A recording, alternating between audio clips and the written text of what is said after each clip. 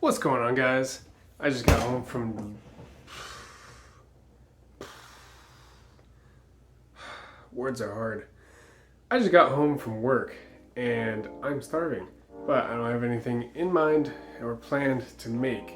So I figured I'd walk you guys through what I usually go through every day when I'm trying to decide what to make for dinner. Because when I get home from work, I'm tired and I'm really hungry and I really don't want to spend time making something real long and difficult.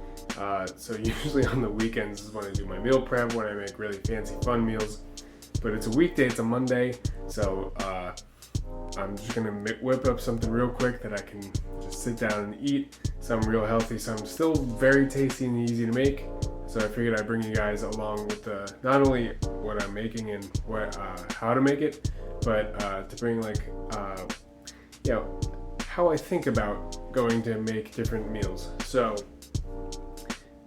I'm gonna walk you guys through basically my thought process of how to make healthy choices of meals. So without further ado, let's get into it.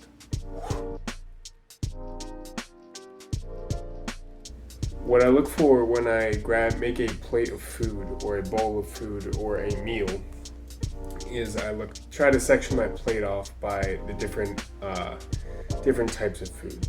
I like to keep a third to a half of the plate as a protein. That's going to keep your satiation full and keep you burning those calories all day long. Then I like to fill a third to half of the plate with a fibrous carbohydrate like a cruciferous vegetable or basically any vegetable that's not starchy. So this is like your broccoli or spinach or any sort of green vegetable.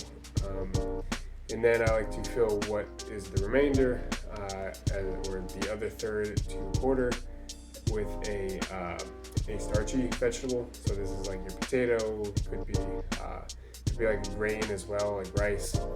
But that's kind of how I section my plate, and then the macros tend to fall about where I want them to.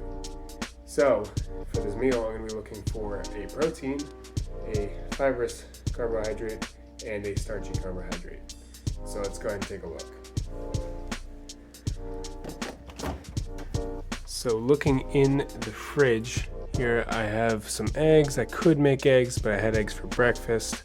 I have some sliced chicken breast, but I don't have too much left, and I had chicken for lunch. These are all my meal prep meals for this week's lunch. These are some mashed potatoes that I made some stuffed potato skins, and I just have the cored out potato. So that would be a good starchy carbohydrate. So I'll go ahead and set that to the side for now. We might dig into that. My vegetable supply is running kind of low. Let's pick out a protein. I know I have some stuff in my freezer here. So these things are great. Let's go with some salmon. So this is just some frozen salmon fillets. I'm gonna go ahead and grab 2 of these. We're gonna de-thaw those in a minute. So salmon and potato, and then these freezer bags of vegetables. These things are really clutch. These things are amazing. So I think I'm just gonna grab one of these as well.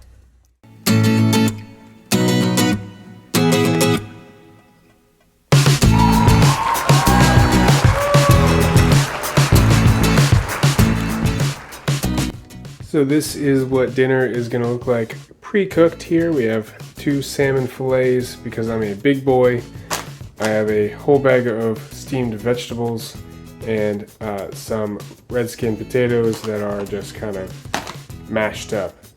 So what I do is I usually, these things, since they're individually packaged, they're easy to track, and this thing says the same reason, individually packaged, easy to track on MyFitnessPal. But something like this, where it's just a indescript amount of something, I grab my food scale here, I toss a bowl on, I zero it out. So once it's zeroed, you just go ahead and toss that in there.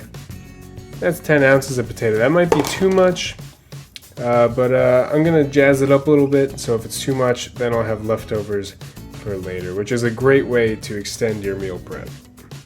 So I have the salmon fillets sitting in some hot water just to quickly thaw them. Then we're gonna toss them on a pan with some lemon pepper seasoning, and that's gonna cook up real nicely in the pan. The potatoes, I believe I'm gonna toss in this pot and mix together with this beautiful garlic parmesan seasoning that I have. This is actually meant to season popcorn, but I'm going to toss it in the potatoes and see how it mixes. This is one way that you learn how to cook, is you just kind of experiment with what you have. If you like it, then you can do it again, build on it in the future, and if it really turns out that it sucks, then just don't do it again. It's that simple. This guy is stupid simple. You just toss it in the microwave for 5 minutes and you're done. So we're going to save that for when we're getting closer with the potatoes and when the salmon is almost done. So let's get mixing up. So now the potatoes are in the pan. I decided I'm going to add a dollop of non-fat Greek yogurt to it to really enhance the creaminess of my mashed potatoes. Really get a nice thick and creamy mashed potato. I'm also gonna chop up some fresh parsley and add that to the mix, and that's gonna make these potatoes really pop. So let's get into that.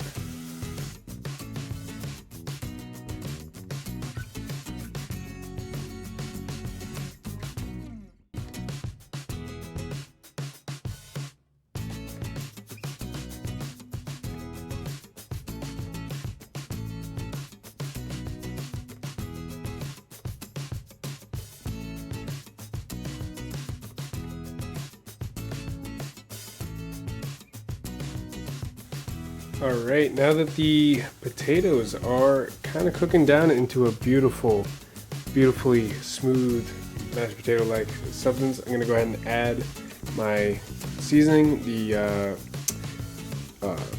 garlic parmesan seasoning. I have no idea how much to put in, so I'm just going to kind of hit it with some. That's probably pretty good.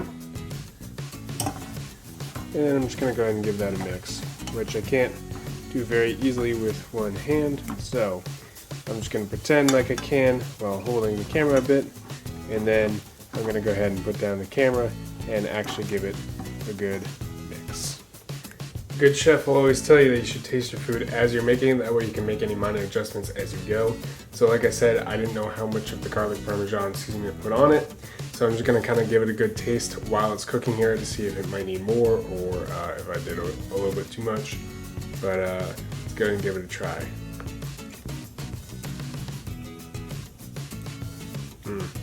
It is delicious, but I'm going to go ahead and give it a little bit more of the garlic parmesan seasoning, and it definitely needs some salt and pepper as well. But then these things are going to be really good. I'm going to go ahead and grab the parsley that I chopped up and go ahead and sprinkle that into the potato. And I'll mix it around and let that cook a little bit on low. But I don't want the parsley to be cooked to burn or anything. So basically, after it's in there for a little bit of time, I'm going to turn off the heat and just kind of let it sit there nice and warm until the rest of the meal is ready. So the salmon fillets are de-thawed, and it's time to prepare them to be cooked. So today I'm going to be spicing it with a lemon pepper seasoning as well as a garlic powder.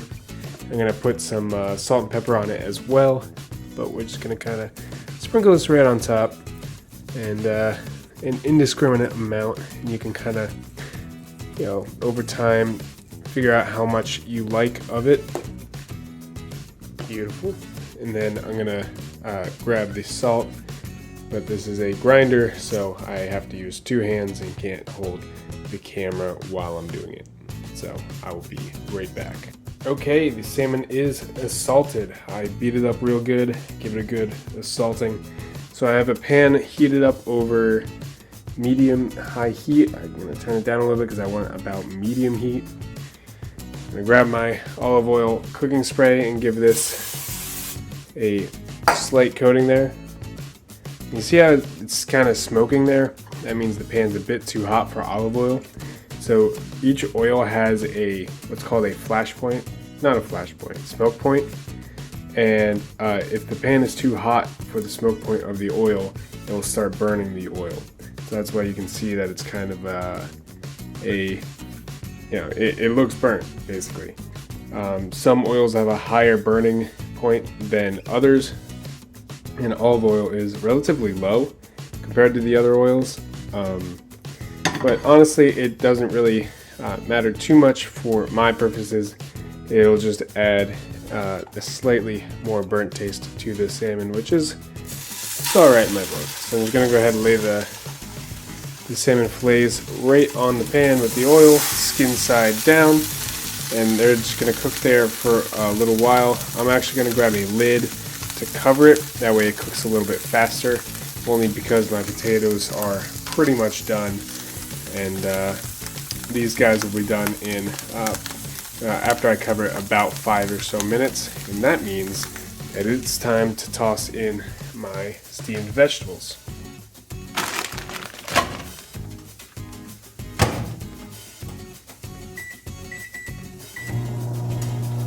It's that easy, folks.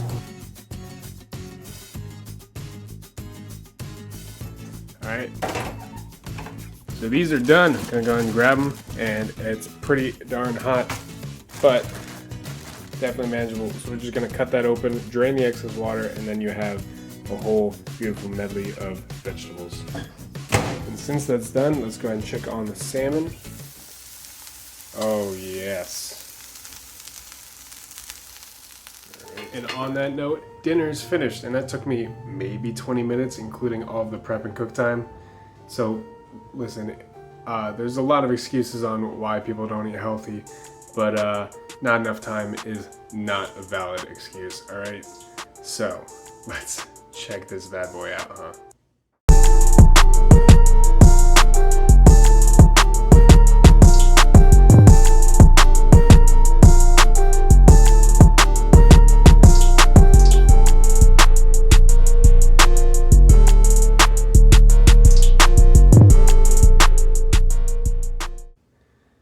Oh, this looks so good. So I'm gonna go ahead and dig into this. In past times, I would usually sit down with the camera and record me eating it, but I'm just gonna go ahead and enjoy this one. I'm gonna put the calories and macros up on the screen about here. Not too bad. Not too bad.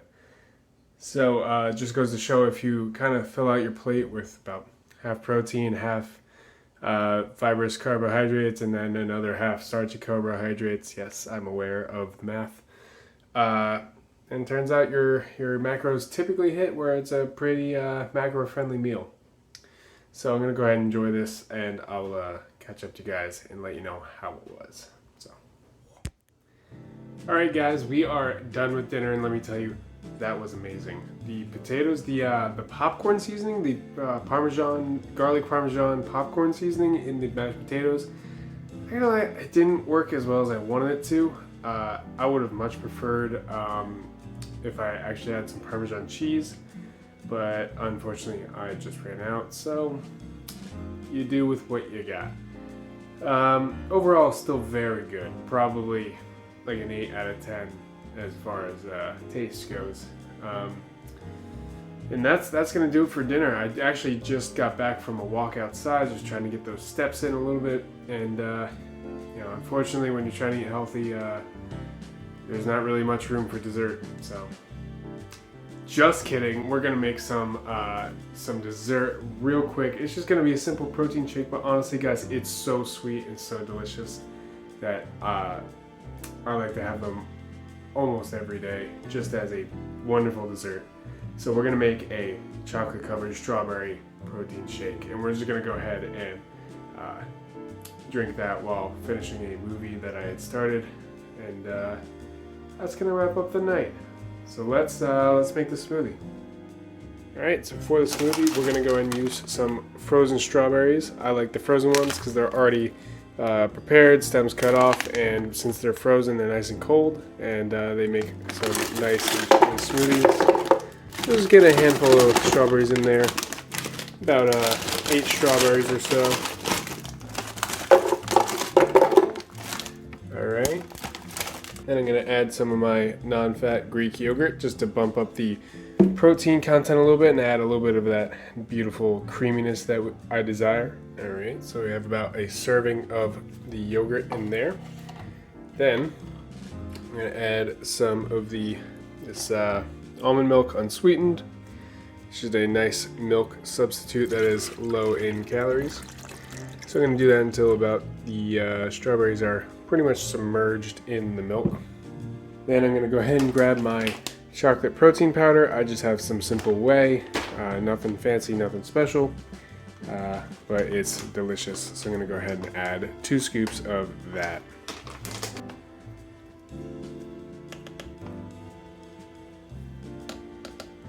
And beautiful. So then we're just going to go ahead and blend that bad boy up. Alright, and here we go, the final smoothie. Now, this is a lot of volume. Look at how much volume that is. It's an entire blender of protein shake right there. And really, for someone who is a normal person and not an absolute monster of an eater like I am, you could split this into half or even thirds and have a beautifully delicious dessert. But really, I'm just an absolute monster, so I'm just going to kind of throw the straw in there and drink it right out of there. Well, there you have it, folks. That is dinner and dessert, all within 25 minutes or so of full-time cooking and everything. The calories and macros of the shake will be right here, although guys, this thing is so stupid simple to make and to alter and change to your preferences, and it just makes me happy being able to make these delicious things and still be as healthy as I can. So cheers. Now I'm gonna go finish my movie. I hope you guys enjoyed this. Let me know if there's any recipes or any foods you want me to try to make, and I'll go ahead and whip them up. But in the meantime, stay happy, stay healthy, and I'll catch you guys in the next video. Peace.